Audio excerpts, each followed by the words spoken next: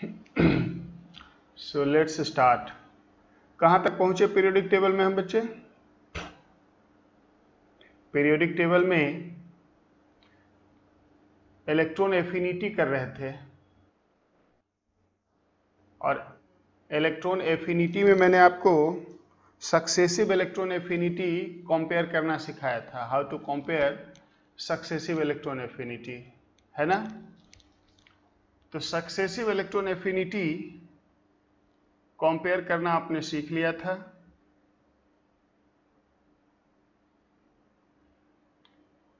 अब जरा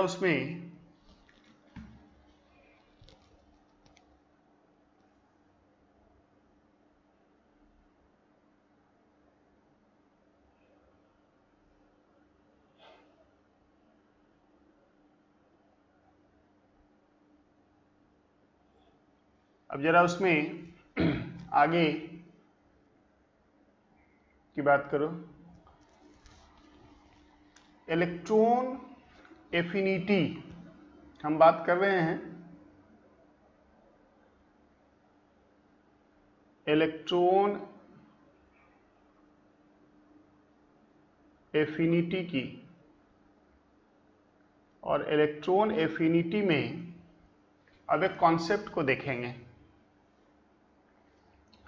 अगर कोई एक न्यूट्रल एलिमेंट है और उसे अगर एक इलेक्ट्रॉन देते हैं तो एनायन फॉर्म होता है, और इस एनायन के फॉर्मेशन में एनर्जी रिलीज होती है हमेशा। हमने यही देखा है, energy is always released, addition of electron is exothermic.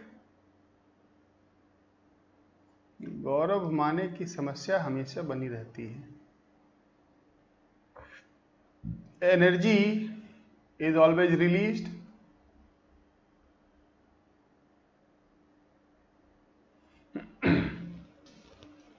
और अगर एनर्जी रिलीज होता है तो उस एनर्जी को हम डिनोट करते हैं इलेक्ट्रॉन गेन इंथैल्पी से, और कहते हैं कि ये निगेटिव होगा। निगेटिव का मतलब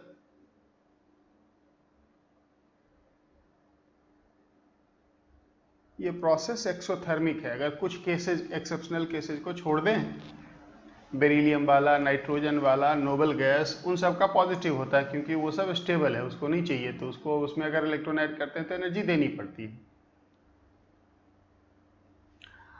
लेकिन अगर अब दूसरा इलेक्ट्रॉन हम ऐड करने की कोशिश करें, दूसरा इलेक्ट्रॉन मतलब A- तो बन गया, अगर इसमें एक और इलेक्ट्रॉन ऐड करने की हम कोशिश करें तो इसको कहेंगे फर्स्ट इलेक्ट्रॉन गेन इंथैल्पी, और दूसरा इलेक्ट्रॉन अगर ऐड कर दें तो ये बन जाएगा A-2, और जिसके लिए अब कहा जाएगा electron gain enthalpy 2, second electron gain enthalpy. ध्यान से सुनना। अब नो मैटर ए कौन है, ए की आइडेंटिटी क्या है, ए की पहचान क्या है, ए मेटल है, नॉन मेटल है, क्या है, उससे कोई मतलब नहीं है, ए कोई भी हो।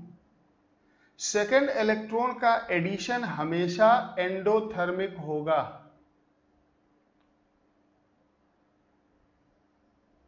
सेकेंड इलेक्ट्रॉन अगर ऐड करने जाओगे तो एनर्जी अब रिलीज नहीं होगा, एनर्जी देनी पड़ेगी। बताओ क्यों? क्योंकि यहां देखो, ये एनायन है, negatively charge species, electron negatively charge species, तो दोनों के बीच में क्या होगा? अरे बोलो, रिपल्सन होगा। तो रिपल्सन होगा, तो अगर दो लाइक चार्ज की स्पीसीज को मर्ज करना है, दोनों को मिला के एक कर देना है, तो अपने से तो होगा नहीं, दोनों तो रिपेल करेगा एक दूसरे को। यानी कि इन दोनों को अगर मर्ज करना है तो आपको फोर्स लगानी पड़ेगी, बाहर से लगानी पड़ेगी कि नहीं?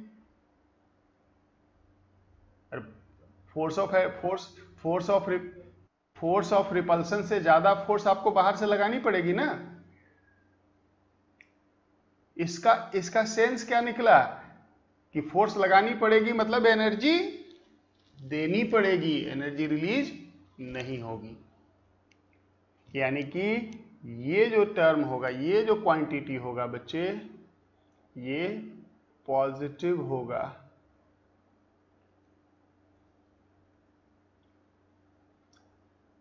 और ये एंडोथर्मिक होगा। क्या हमने सीखा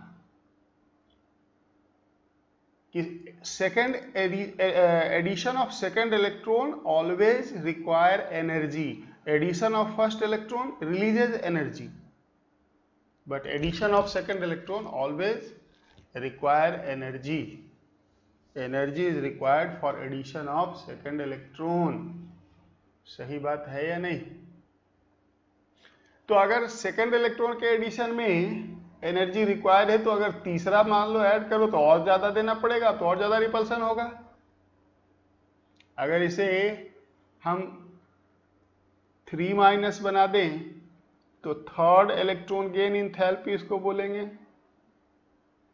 और ये जो होगा ये भी पॉजिटिव होगा। And energy required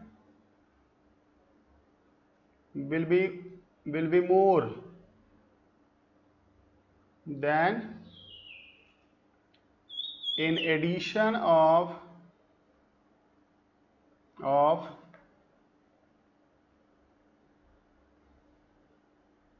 second electron. Second electron में जितना एनर्जी देना था उससे ज्यादा यहां देना पड़ेगा। ये बात समझ गए सभी लोग?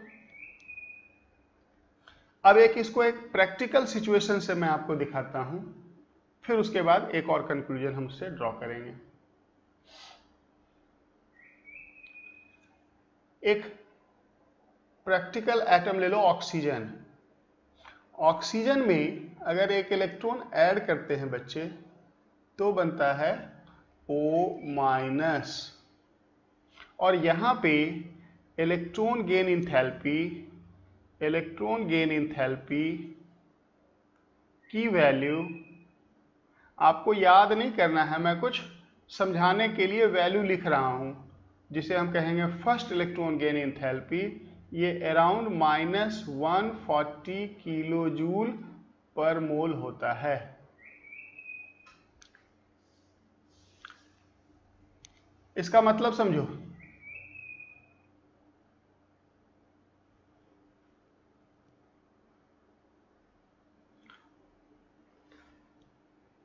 इसका मतलब समझो कि 1 मोल ऑक्सीजन एटम अगर 1 मोल इलेक्ट्रॉन गेन करके 1 मोल O- बनाता है तो उस प्रोसेस में 140 किलो जूल एनर्जी इवॉल्व होगा, रिलीज होगा। इतनी बात समझ गए सब लोग? वैल्यू का मीनिंग माइंड में सेट करना है कि वैल्यू क्या इंडिकेट कर रहा है, ये क्या रिप्रेजेंट कर रहा है। 1 mole Avogadro number of oxygen atom में अगर उतने ही इलेक्ट्रॉन ऐड करें और 1 मोल O- बन जाए तो उस पूरे प्रोसेस में 140 किलो जूल एनर्जी रिलीज होगी। ये माइनस साइन केवल क्या बताता है? रिलीज नेचर ऑफ एनर्जी को। ये रिलीज नेचर ऑफ एनर्जी को बताता है।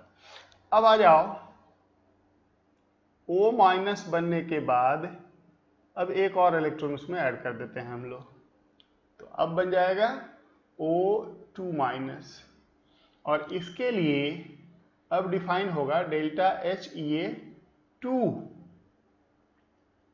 और इसकी वैल्यू अराउंड 844 किलो जूल पर मोल होता है। देख सकते हो आप, पॉजिटिव है और कितना बड़ा है।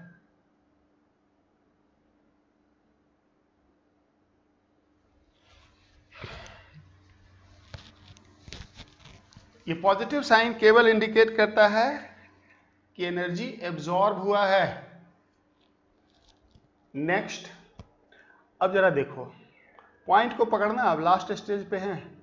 सपोज करो इसको इक्वेशन 1 और इसको इक्वेशन 2 लिख देते हैं और इन दोनों को ऐड कर देते हैं। दोनों इक्वेशन को ऐड करते हैं, बताओ क्या होगा? ये कैंसिल हो जाएगा। देखो बचेगा क्या? ऑक्सीजन ये वाला plus 2 electron gives O2 minus. और अब यहां पे जो डेल्टा H होगा, इक्वेशन ऐड हो रहा है तो ये H भी ऐड हो जाएगा दोनों। तो एक प्लस है एक माइनस है, कितना बचेगा? 4 में से 0 गया 4, 4 में से 4 गया 0, 8 में से 1 गया 7।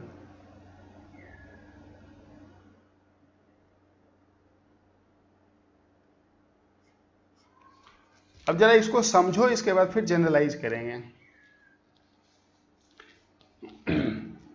कि अगर कोई न्यूट्रल एटम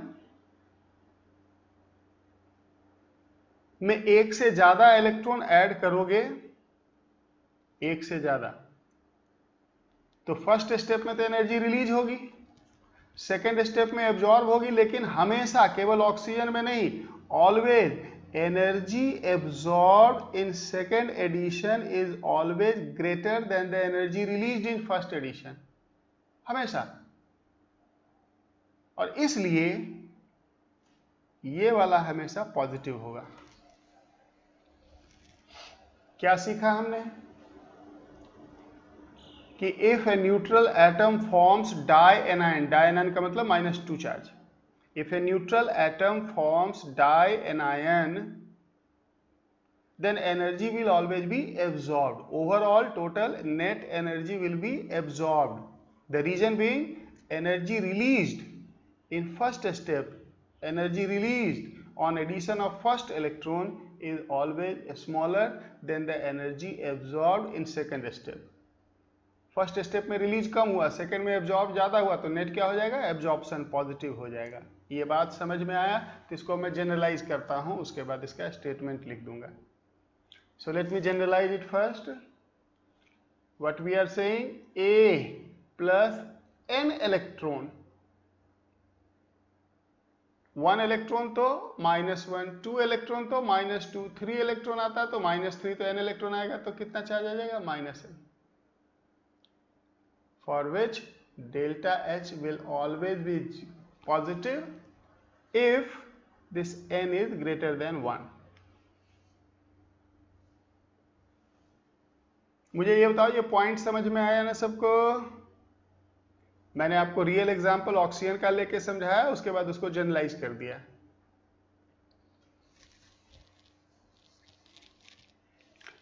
कि अगर कोई न्यूट्रल एटम इलेक्ट्रॉन एक्सेप्ट करता है तो फर्स्ट स्टेप में इवॉल्व होगा energy, but second, third, fourth step में एब्जॉर्ब होगा। और जो एब्जॉर्ब होता है that is much greater than the energy evolved, so overall process will become endothermic. This is a very important concept. So एक line में इसको समराइज कर देते हैं कि if a neutral atom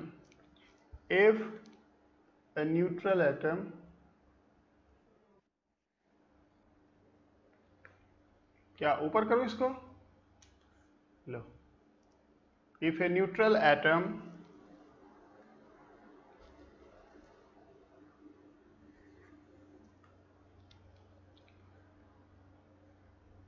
takes more than 1 electron,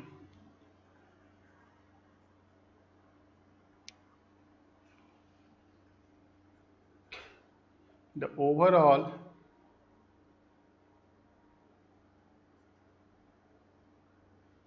process is always, the overall process is always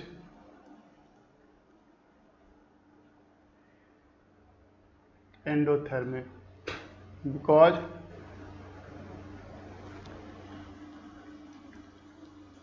energy released in first step is always greater than the energy release in the first step is always smaller, greater कहां से हो गया, उल्टा लिख दिया, always smaller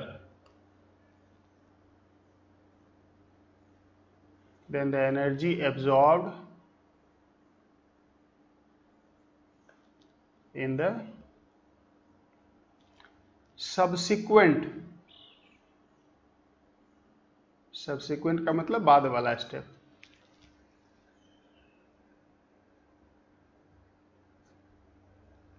समझ गए?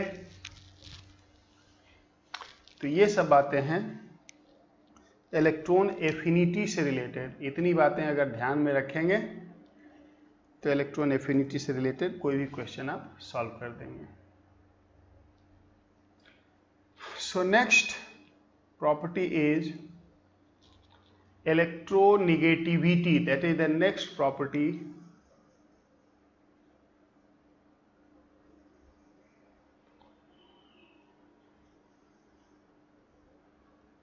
Electronegativity जिसे En से डिनोट करते हैं। इलेक्ट्रोनेगेटिविटी बात नहीं,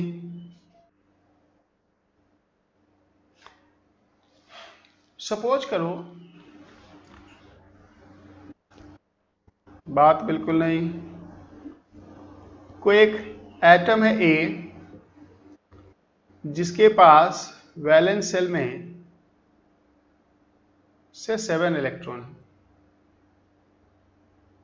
हेलोजन होगा। कोई एक दूसरा एटम है जिसके वैलेंस शेल में सपोज करो एक ही इलेक्ट्रॉन है। तो इतना जरूर हम सबने सुना होगा कि element forms covalent elements form chemical bond in order to become stable. Atoms in the pure state are unstable, therefore they combine, they react to become stable. And during the reaction, they tend to acquire the noble gas configuration. Noble gas configuration मतलब helium के valence shell में 2 electron होता है, बाकी सब के neon, argon, krypton, इन सब के वैलेंस शेल में 8 इलेक्ट्रॉन होता है। तो ये सब स्टेबल हैं। तो सभी एलिमेंट या तो हीलियम या बाकियों का कॉन्फ़िगरेशन चाहेगा, यानी कि वैलेंस शेल में 2 चाहेगा या 8 चाहेगा। और आपको मालूम है कि यहाँ पे एक पॉसिबिलिटी है कि अगर ये दोनों अपना एक एक इलेक्ट्रॉन शेयर कर ले,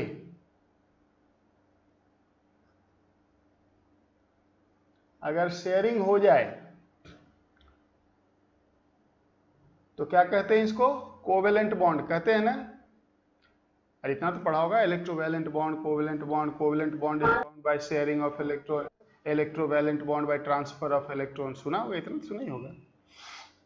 तो ए और बी के बीच में अगर एक एक इलेक्ट्रॉन शेयर हो जाए, शेयरिंग के बाद क्या होता है बच्चे? ये दोनों इलेक्ट्रॉन दोनों के लिए काउंट होता है, दोनों इलेक्ट्रॉन दोनों के लिए काउंट होता है। तो देखो इसके लिए भी 8 हो गया, देखो इसके लिए 2 हो गया, देखो इसके पास हीलियम का कॉन्फ़िगरेशन, इसके पास नियॉन का कॉन्फ़िगरेशन, दोनों स्टेबल हो गया। तो हम कहते हैं कि ए और बी ने एक कोवेलेंट बॉन्ड बना लिया। ध्यान से सुनना, एक कोवेलेंट बॉन्ड बना लिया, और कोवेलेंट बॉन्ड को एक डैश से, एक स्ट्रेट लाइन से दिखाते हैं। वैलेंस इलेक्ट्रॉन को दिखाएं ना दिखाएं कोई फर्क, अब इनको दिखाएं या नहीं दिखाएं कोई फर्क नहीं पड़ता। अभी हमारा इंटरेस्ट इस कोवेलेंट बॉन्ड में है। ये जो कोवेलेंट बॉन्ड है बच्चे, ये 2 इलेक्ट्रॉन से बना है ना, जिसमें एक बोरन का इलेक्ट्रॉन है और एक ए का इलेक्ट्रॉन है और एक बी का इलेक्ट्रॉन है ना। यहां तक बातें बिल्कुल क्लियर है। अब इलेक्ट्रोनेगेटिविटी, हम सबको ये भी मालूम है कि ए के सेंटर पे न्यूक्लियस है बी के सेंटर पे भी न्यूक्लियस है। ए का न्यूक्लियस क्या करेगा, ए का न्यूक्लियस, ध्यान से सुनना, ए का न्यूक्लियस इस शेयर्ड पेयर ऑफ इलेक्ट्रॉन पे, क्योंकि इलेक्ट्रॉन क्या होता है, निगेटिवली चार्ज होता है ना, अरे होता है ना, तो इस शेयर्ड पेयर ऑफ इलेक्ट्रॉन को ए का न्यूक्लियस अपने तरफ खींचना चाहेगा और बी का न्यूक्लियस अपने तरफ खींचना चाहेगा कि नहीं। बॉन्ड में दो इलेक्ट्रॉन आ गया, इलेक्ट्रॉन पे है निगेटिव चार्ज और दोनों के सेंटर पे न्यूक्लियस है पॉजिटिव चार्ज। ए का न्यूक्लियस चाहेगा कि बॉन्डेड इलेक्ट्रॉन को अपने तरफ खींचे, बी का न्यूक्लियस चाहेगा कि बॉन्डेड इलेक्ट्रॉन को अपने तरफ खींचे। इतना सिंपल लैंग्वेज में अदरवाइज मैं बता रहा हूं आपको इलेक्ट्रोनिगेटिविटी कि आज के बाद कभी भूलोगे ही नहीं, अदरवाइज इलेक्ट्रोनिगेटिविटी पता ही नहीं चलता लोगों को है क्या। अब देखो हम इलेक्ट्रोनिगेटिविटी को कितने प्यार से डिफाइन करते हैं, सुनना है पहले, मैं 2 बार रिपीट करूंगा तब लिखेंगे। Electronegativity is ability of an atom, electronegativity is ability of an atom to attract the bonded pair of electrons, the shared pair of electrons in a chemical bond. Electronegativity किसी एटम की electron को attract करने की ability को कहते हैं। अगर एक ही, ध्यान से सुनना, अगर एक ही इलेक्ट्रोनिगेटिविटी ज्यादा हुआ, अगर एक ही इलेक्ट्रोनिगेटिविटी ज्यादा हुआ तो बताओ इसका, कहाँ गया ये कर्सर, अगर एक ही इलेक्ट्रोनिगेटिविटी ज्यादा हुआ तो इधर वाला फोर्स वेक्टर बड़ा हो जाएगा, इधर वाला फोर्स वेक्टर स्मॉल होगा, नेट फोर्स ए के तरफ हो जाएगा कि नहीं। नेट फोर्स अगर ए के तरफ हो जाएगा तो क्या होगा, ये दोनों यहां से खिसक के इधर आ जाएगा, ए के तरफ आ जाएगा। और उल्टा अगर बी की इलेक्ट्रोनिगेटिविटी ज्यादा हुई तो ये वाला फोर्स बड़ा हो जाएगा, नेट फोर्स बी के डायरेक्शन में लगेगा और ये जो शेयर्ड पेयर ऑफ इलेक्ट्रॉन है ये खिसक के बी के करीब आ जाएगा। क्लियर। एक बार जरा सम अप करते हैं। What is electronegativity? Electronegativity is ability of an atom to attract the shared pair of electrons. Electronegativity एक एटम की उस ताकत को कहते हैं जिससे वो शेयर्ड पेयर ऑफ इलेक्ट्रॉन को अपने तरफ खींचता है। तो जिसकी ताकत ज्यादा, नेट फोर्स उसके डायरेक्शन में और शेयर्ड पेयर ऑफ इलेक्ट्रॉन उसके पास आ जाएगा, दूसरे से दूर हो जाएगा। समझा ना? अगर आप इजाजत दो तो मैं लिख दूं डेफिनेशन, समझ ही गए होगे। So let us define electronegativity.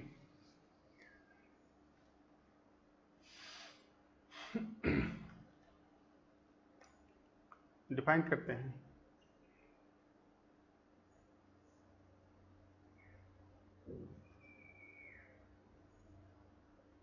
Electronegativity is the ability of an atom to attract the shared pair of electron,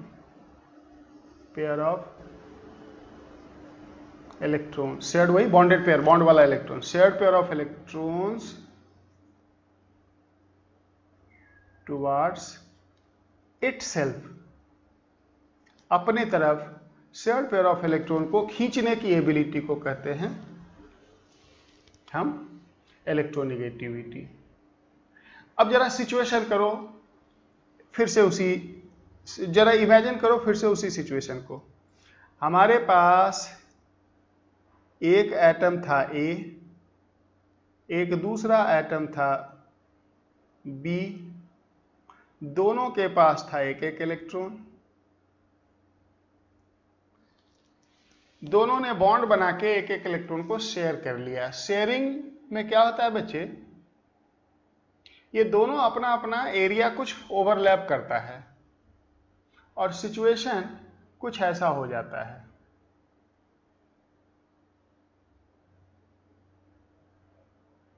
और वो शेयर्ड इलेक्ट्रॉन यहां आ गया, समझा ना?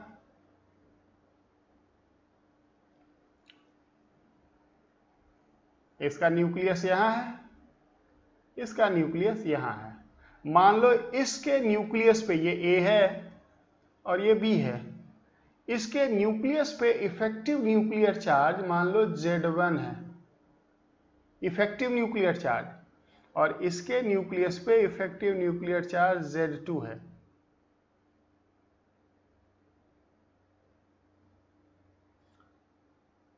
तो ये बताओ कि if Z1 is greater than Z2, अगर ऐसा हुआ तो इस कंडीशन में कहाँ गया कर्सर, इस कंडीशन में ये शेयर्ड पेयर ऑफ इलेक्ट्रॉन इधर चला जाएगा कि नहीं?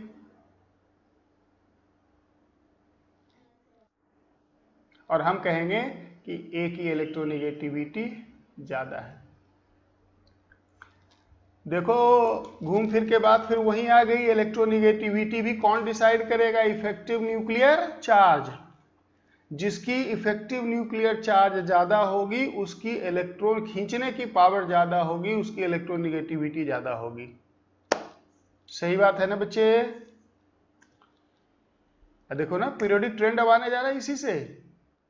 जिसकी इफेक्टिव न्यूक्लियर चार्ज ज्यादा उसकी इलेक्ट्रोनेगेटिविटी ज्यादा। बोलो लिख दूं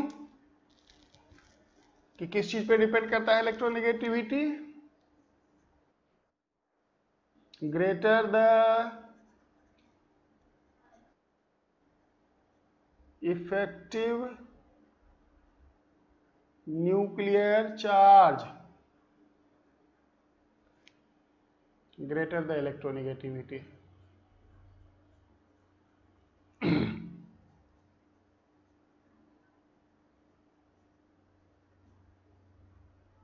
ग्रेटर द इलेक्ट्रोनेगेटिविटी। जितना ज्यादा इफेक्टिव न्यूक्लियर चार्ज होगा उतनी ज्यादा इलेक्ट्रोनेगेटिविटी होगी।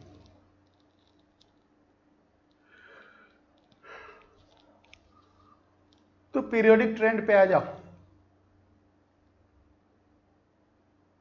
Late us come to periodic trend. So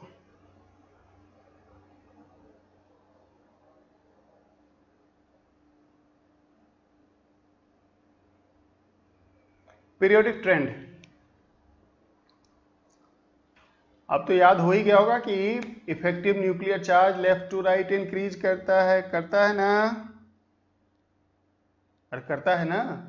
period में effective nuclear charge left to right increase करता है, तभी तो साइज डिक्रीज किया था, तभी तो आयनाइजेशन एनर्जी इंक्रीज हुआ था।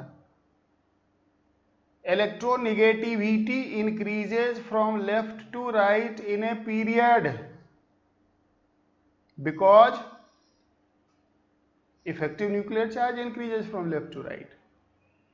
लेकिन ग्रुप 17 तक ही ये ट्रेंड ग्रुप 17 तक ही कंटिन्यू होगा, ग्रुप 18 में नहीं जाएंगे। क्यों?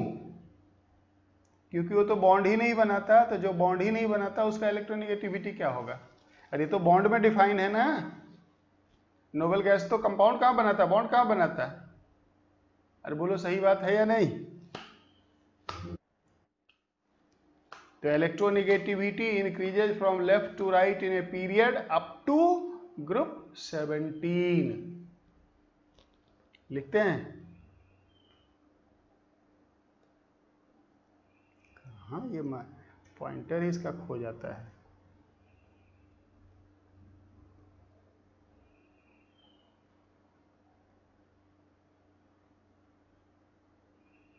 Electronegativity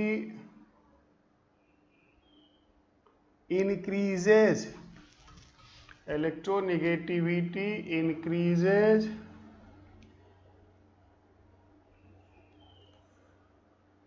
electronegativity increases from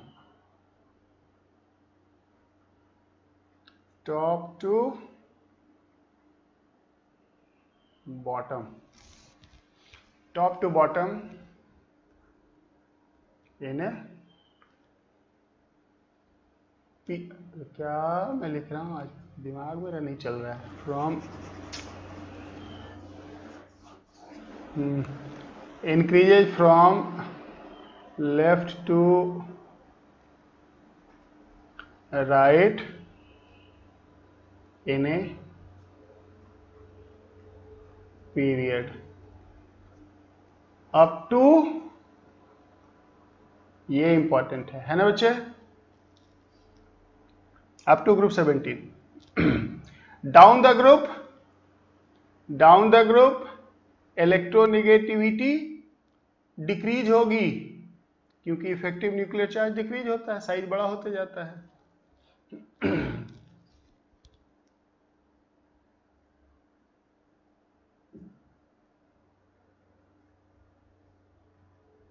electronegativity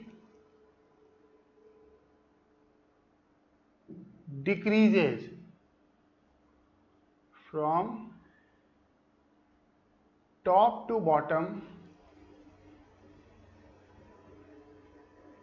in a group. Electronegativity decreases from top to bottom in a group. तो अगर एक पीरियोडिक टेबल इस तरह से हम रखें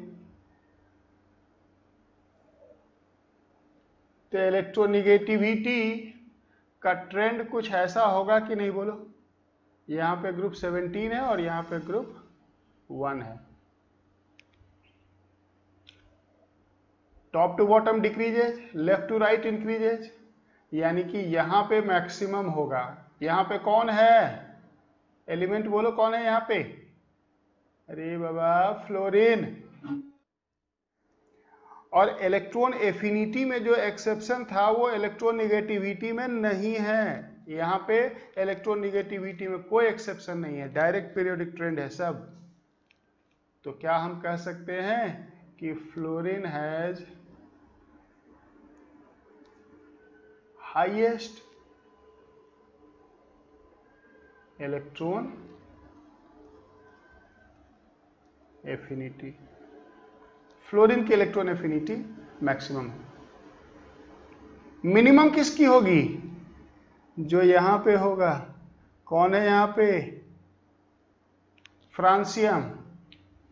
फर्स्ट ग्रुप में होता है hydrogen, lithium, sodium, potassium, rubidium, caesium, francium. सबसे नीचे फ्रांसियम होता है।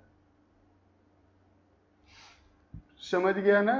Hydrogen, lithium, sodium, potassium, rubidium, caesium और फ्रांसियम, ऐसे होता है।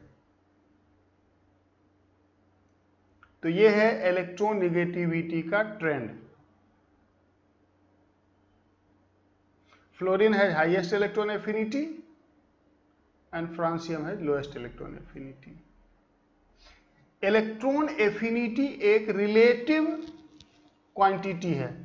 किसी एटम का इलेक्ट्रॉन एफिनिटी अकेले में हम मालूम नहीं कर सकते हैं, क्योंकि ये तो तब डिफाइन होगा ना जब बॉन्ड बनाएगा किसी के साथ। ध्यान से सुनना, electron affinity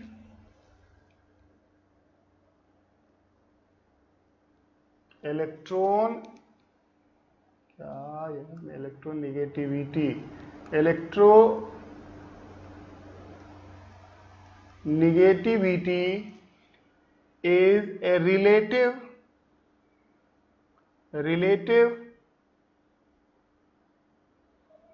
quantity, can't be determined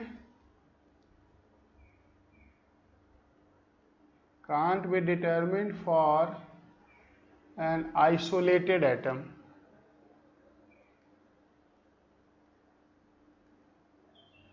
एक आइसोलेटेड एटम के लिए हम इलेक्ट्रोनिगेटिविटी नहीं मालूम कर सकते हैं, क्योंकि ये तो बॉन्ड में मालूम होगा।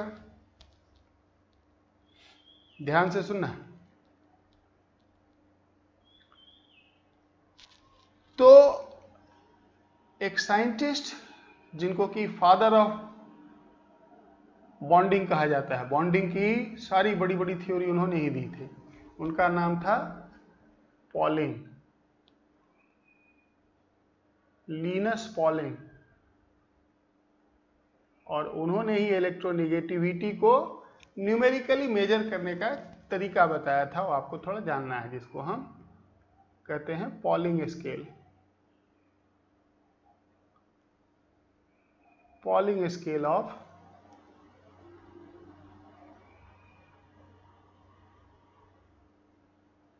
इलेक्ट्रोनिगेटिविटी। पॉलिंग ने किसी भी एलिमेंट की इलेक्ट्रोनिगेटिविटी को डिफाइन किया विथ एन एजम्पशन कि हाइड्रोजन यूनिवर्सल एटम है पीरियोडिक टेबल में, हाइड्रोजन सबके साथ बॉन्ड बनाता ही बनाता है, और ये लगभग सच भी है, नोबेल गैस को छोड़ के हाइड्रोजन सबके साथ बॉन्ड बनाता है। तो पॉलिंग ने हर एलिमेंट का हाइड्रोजन के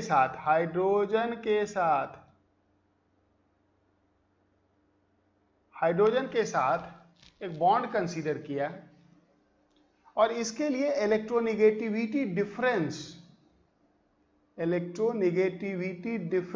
डेल्टा En, जो कि electronegativity of A minus electronegativity of hydrogen measure किया।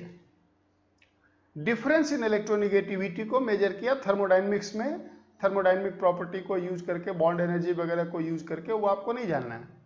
डिफरेंस इन इलेक्ट्रोनिगेटिविटी को मालूम किया, एब्सोल्यूट में तो मालूम कर ही नहीं सकते हैं,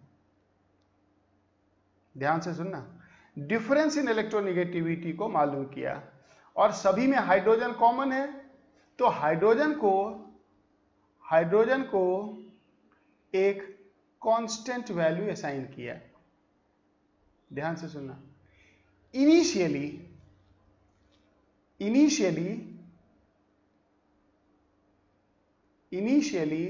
इलेक्ट्रोनिगेटिविटी ऑफ हाइड्रोजन को पॉलिंग ने स्केल किया 0, बाद में इसको चेंज किया, कहा मान लो, तो इसी के रिस्पेक्ट में बाकी सबका इलेक्ट्रोनिगेटिविटी आ जाएगा। तो इसका फायदा क्या हुआ, अगर आपने इलेक्ट्रोनिगेटिविटी ऑफ हाइड्रोजन 0 रख दिया, तो जो डिफरेंस निकालोगे वही इलेक्ट्रोनिगेटिविटी ऑफ ए हो जाएगा। हो जाएगा कि नहीं? अरे हो जाएगा ना। लेकिन इससे प्रॉब्लम क्या आई, जरा सुनो।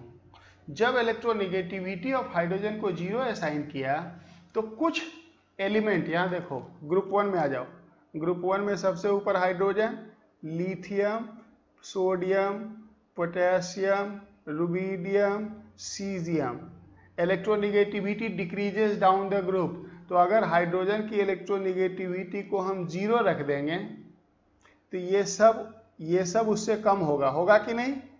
और अगर ये उससे कम होगा तो ये नेगेटिव आ जाएगा।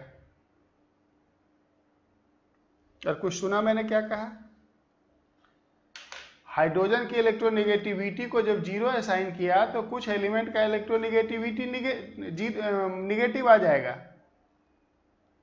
और जिसका हाइड्रोजन से कम है उसमें से 0 सब्ट्रैक्ट, उसको अगर 0 में सब्ट्रैक्ट करोगे तो निगेटिव हो जाएगा कि नहीं? तो इलेक्ट्रोनिगेटिविटी को पॉजिटिव रखने के लिए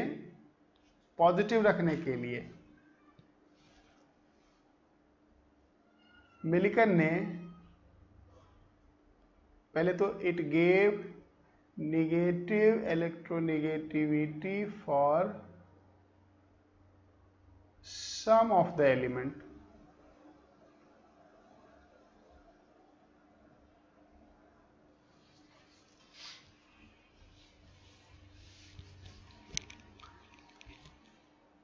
मैक्सिमम मोस्ट निगेटिव कब आएगा? जब सीजियम को लेंगे। तो फ्रांसियम को मैंने लिखा था, फ्रांसियम जो आर्टिफिशियल एलिमेंट है, तो सीजियम तक ही हम कंसीडर करते हैं।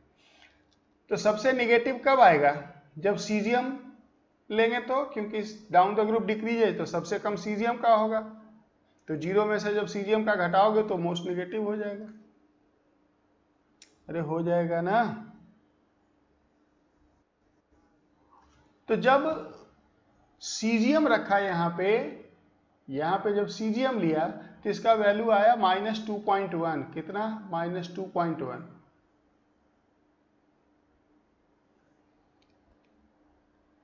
when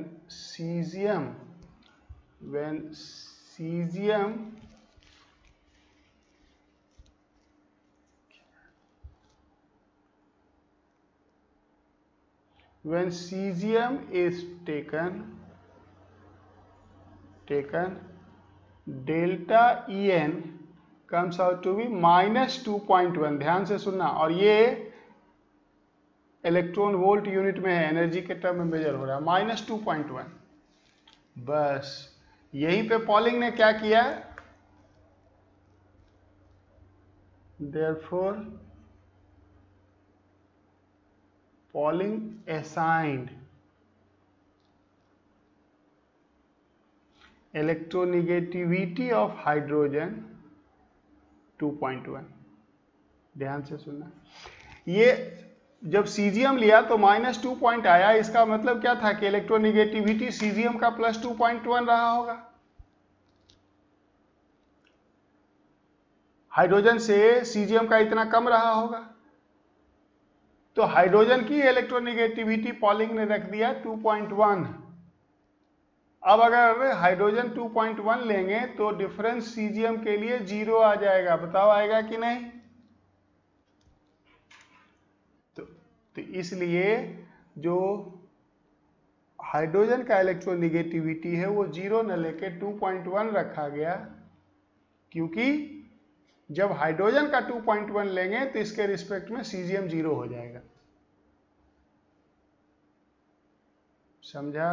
so lowest value of electronegativity hydrogen का है, हाइड्रोजन का स्टैंडर्ड रेफरेंस वैल्यू है 2.1 इलेक्ट्रॉन वोल्ट, और फ्लोरीन का होता है 4.5 इलेक्ट्रॉन वोल्ट, ये मैक्सिमम होता है इलेक्ट्रॉन वोल्ट। ऑक्सीजन का होता है 4 electron volt. Chlorine nitrogen almost equal होता है 3.5 इलेक्ट्रॉन वोल्ट। ये याद रखेंगे, ये 4 मोस्ट इलेक्ट्रोनिगेटिव एलिमेंट है पीरियोडिक टेबल के। तो थोड़ा सा आपको पॉलिंग स्केल जानना था। अब देखो जरा सिचुएशन समझो। एक मॉलिक्यूल को इमेजिन करो H2।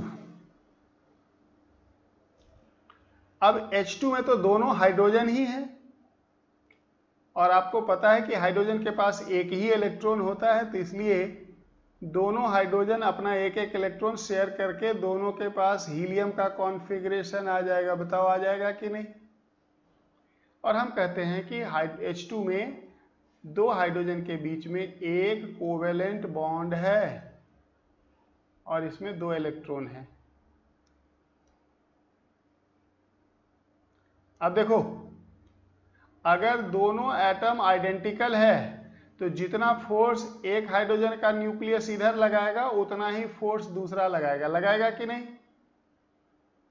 और दोनों साइड आइडेंटिकल एटम है तो दोनों का न्यूक्लियस पे इक्वल चार्ज होगा, दोनों बराबर फोर्स लगाएगा। और दोनों बराबर फोर्स लगाएगा तो इलेक्ट्रॉन पे कोई डिस्प्लेसमेंट नहीं होगा। Will remain at centre of the bond. बोलो रहेगा ना? अब एक सिचुएशन यहीं पे देखो, HCl हाइड्रोजन के वैलेंस शेल में है 1 इलेक्ट्रॉन, लेकिन क्लोरीन हैलोजन है जिसके वैलेंस शेल में होता है 7 इलेक्ट्रॉन। क्लोरीन चाहेगा कि 8 हो जाए और हाइड्रोजन चाहेगा कि 2 हो जाए। हाइड्रोजन चाहेगा हीलियम वाला कॉन्फ़िगरेशन आ जाए, क्लोरीन चाहेगा आर्गन वाला कॉन्फ़िगरेशन आ जाए, 8 हो जाए उसके वैलेंस शेल में। हाइड्रोजन छोड़ के बाकी जितने भी एलिमेंट है सब चाहता है कि उसके वैलेंस शेल में 8 इलेक्ट्रॉन आ जाए। कैसे पॉसिबल है? अगर दोनों अपना एक एक इलेक्ट्रॉन शेयर कर ले। सही है ना बच्चे? दोनों अगर शेयर कर लेगा तो इसके पास आ जाएगा हीलियम का कॉन्फ़िगरेशन, इसके पास आर्गन का कॉन्फ़िगरेशन आ जाएगा। फिर से एक कोवेलेंट बॉन्ड बनेगा दोनों के बीच में। बनाते हैं जरा, दोनों के बीच में एक कोवेलेंट बॉन्ड बन गया। लेकिन इस बार क्या है, क्लोरीन की इलेक्ट्रोनेगेटिविटी ज्यादा है ना। Electronegativity of chlorine is greater than electronegativity of hydrogen.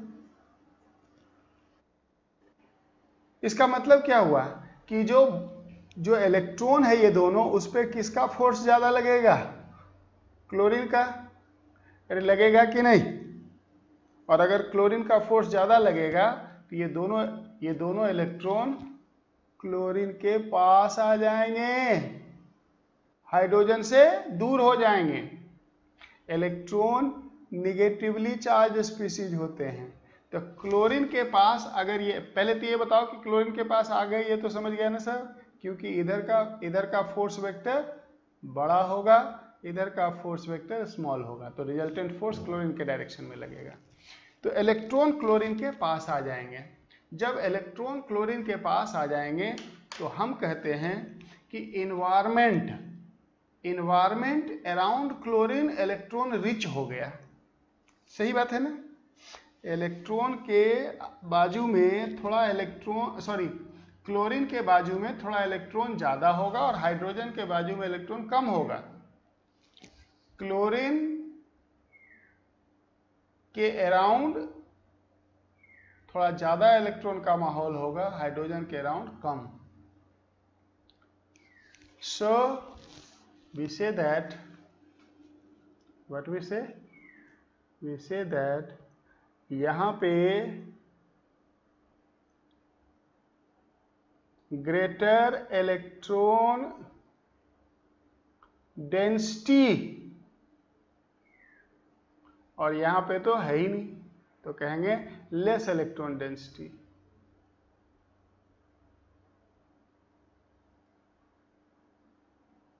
Less electron density, electron negatively charge species होता है। तो हम कहेंगे कि क्लोरीन के अराउंड माहौल थोड़ा नेगेटिव हो गया। क्लोरीन पे एक पार्शियल, डेल्टा को बोलते हैं partial small negative charge buildup हो जाएगा, क्योंकि उसके आजू बाजू इलेक्ट्रॉन थोड़ा ज्यादा है, और जितना नेगेटिव चार्ज इधर होगा उतना ही पॉजिटिव चार्ज इधर हो जाएगा। ये बात समझ में आई सबको। So due to this difference in electronegativity, difference in the force of attraction on shared electron, one atom will acquire partial negative charge, other atom will acquire partial positive charge। और इसे अब simple neat and clean diagram में हम दिखाएंगे इस तरह से कि HCl में जो बॉन्ड बना तो Cl पे पार्शियल नेगेटिव और H पे partial positive due to attraction of shared pair of electron towards chlorine. अगर बॉन्डेड एटम पे पार्शियल चार्ज बिल्डअप हो जाए जैसा अभी हुआ है, तो हम इसे कहते हैं, क्या कहते हैं, polar covalent bond, polar covalent bond. और अगर ऐसा नहीं हो, यहां पे देखो, यहां पे नहीं हुआ था वैसा, तो इसे हम कहेंगे नॉन पोलर। यहां पे कोई चार्ज बिल्डअप नहीं होगा, नॉन पोलर, या इसे 100% कोवेलेंट बॉन्ड भी कहते हैं। नॉन पोलर बॉन्ड और 100% कोवेलेंट बॉन्ड। तो जरा आप समअप करो, नॉन पोलर बॉन्ड कब बनेगा, जब दोनों एटम आइडेंटिकल होगा। अच्छा, पीरियोडिक टेबल में किसी भी दो एटम का इलेक्ट्रोनेगेटिविटी सेम नहीं होता, इक्वल नहीं होता। यहाँ क्लोरीन और नाइट्रोजन का भी ऑलमोस्ट इक्वल होता है, एग्जैक्टली इक्वल नहीं होता। तो जब भी दो आइडेंटिकल एटम के बीच में बॉन्ड बनेगा तो वो बॉन्ड नॉन पोलर होगा, 100% कोवेलेंट होगा, लेकिन जब भी दो डिफरेंट एटम के बीच में बॉन्ड बनेगा then that will always be a polar covalent bond. बताओ होगा कि नहीं? तो polar covalent bond is formed due to difference in electronegativity of the bonded atom. ये बात समझे सभी लोग? पक्का? तो ये था इलेक्ट्रोनेगेटिविटी की कहानी। अब हम कल के क्लास में पीरियोडिक टेबल पे कुछ अब हम छोटे छोटे कॉन्सेप्ट 2-3 हैं, acid strength, basic strength, metallic property, वो सब को उन सब को करके कल पीरियोडिक टेबल को हम कंप्लीट कर लेंगे। न्यायमूर्ति कहाँ गायब रहता है? बीच में एब्सेंट था लगता है। रेगुलर रहो बच्चे, नहीं तो फिर लिंक टूट जाएगा तो समझ में नहीं आएगा तो फिर इंटरेस्ट ही लूज होने लगेगा।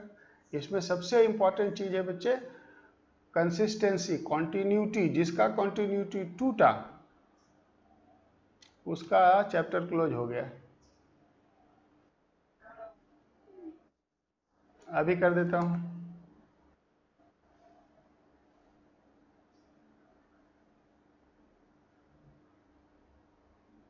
ऐसे यहां छोड़ दूं? करो। चलो बाकी लोग जरा सुन लो ध्यान से। ये देखो एक गायब ही हो गया। कौन गायब हुआ जरा मुझे देखने तो। कौन इतनी जल्दी में होता है? कौन इतनी जल्दी में था? ऐश्वर्या है, गौरव है, हुजैफ है, नेहा है, न्यायमूर्ति है, ओमकार है, प्रांजलि है, प्रथमेश है, प्रतीक्षा है, ऋषिकेश है, संदेश है, सौरभ है, सिमरन है, वेदांत है, विशाल माने है। हाँ, स्वाति गायब हो गई। पता नहीं कहाँ किस चीज की जल्दी रहती है उसको इतनी। Listen carefully. अब थोड़ा सीरियस हो जाए। तो आज आपको 1 वीक एडवांस में मैं बता रहा हूं। कमिंग संडे को, आने वाले संडे को, now you will have a full length test 45 question test of atomic structure। इस संडे को एटॉमिक स्ट्रक्चर, अगले संडे को periodic table, complete atomic structure. और उसके लिए जैसे आपका क्विज करवाया था ना अभी पीछे, वैसा ही ऑनलाइन होगा। और उसमें तो मैंने थोड़ा सा लेवरेज दे दिया था, आंसर मैंने बाद में भी ले लिया था, लेकिन उसमें ऑप्शन होता है टाइमिंग का, वो मैं आपका टाइमर उसमें लगा दूंगा। आप आंसर 1 घंटे 5 मिनट के बाद उसमें आंसर नहीं डाल सकते हो, सबमिट ही नहीं होगा, वो एक्सेप्ट ही नहीं करेगा आंसर। तो मैं आपको सैटरडे को बता दूंगा उसका टाइमिंग वगैरह। बस उस टाइम से 10 मिनट पहले अपना पेपर पेन लेके रेडी रहेंगे। हाँ बोलो प्रथमेश। प्रथमेश कुछ कह रहा है। -4 चार्ज। सबसे पहले तो -4 चार्ज, जो फ्री चार्ज जो होता है ना, वो मेटल पे होता है या नॉन मेटल पे होता है। मेटल पे पॉजिटिव होता है और नॉन मेटल पे निगेटिव होता है। तो फ्री में -4 चार्ज कभी नहीं होता है, मैक्सिमम -3 होता है। -3 कहाँ पे मिलेगा? नाइट्रोजन पे मिलेगा, फास्फोरस पे मिलेगा। ये देखो Na3P। सोडियम पे +1 होता है, तो 3 सोडियम पे +3, फास्फोरस पे -3। और ये आयनिक कंपाउंड है तो ये सेपरेट हो जाएगा 3Na+ प्लस P-3 में। लेकिन चार्ज और ऑक्सीडेशन नंबर में थोड़ा कंफ्यूजन रहता है। आगे एक रेडॉक्स रिएक्शन में पढ़ाऊंगा, उसमें ऑक्सीडेशन नंबर होता है। तो जैसे कंपाउंड लो CH4, अब इसमें हाइड्रोजन पे +1 है ऑक्सीडेशन नंबर, तो 4 हाइड्रोजन पे +4, तो कार्बन पे -4 हो जाएगा। लेकिन ये सेपरेट नहीं होगा। ये ऐसे अगर चाहोगे इसको देखना तो ऐसा नहीं होता, इस तरह से आयनाइजेशन नहीं होता। तो ये चार्ज नहीं है बेसिकली, ये ऑक्सीडेशन नंबर है। तो अगर आप कंफ्यूज हो रहे हो चार्ज और ऑक्सीडेशन नंबर में, तो चार्ज नहीं होता है, ना -4 होता है ना +4 होता है, लेकिन ऑक्सीडेशन नंबर होता है। ये ऑक्सीडेशन नंबर इंटरनल है, विद इन द कंपाउंड है, फ्री फॉर्म में नहीं दिखता। ठीक, तो फर्स्ट पेज का जिसका छूटा था हो गया ना पूरा? चलो ठीक है, तो तैयारी करेंगे संडे को एटॉमिक स्ट्रक्चर की टेस्ट और उसके अगले संडे को पीरियोडिक